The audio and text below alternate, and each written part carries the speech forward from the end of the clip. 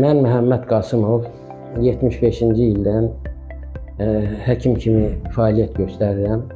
Onun 46 ilini nevropatoloq kimi işləyirəm.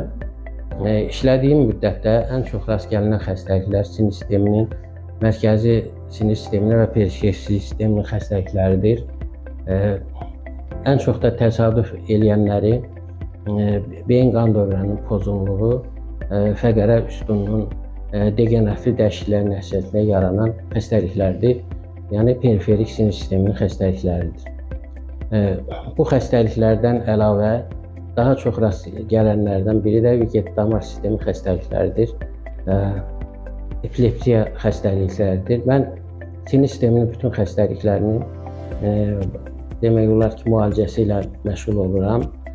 Baş ağrılarıdır, miqrendir, epilepsiyadır, damar xəstəlikləridir, periferik sistem nevropatiyalardır, sinir sisteminin degenerativ xəstəlikləridir.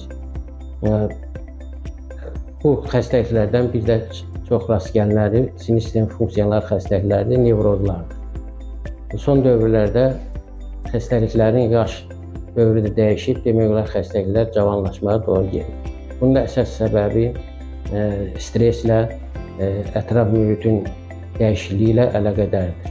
Sinir sisteminin bütün xəstəliklərlə əlaqədar müraciət edə bilərsiniz. HCC Clinical Hospital, sağlamlığınızı bizə etibar edin.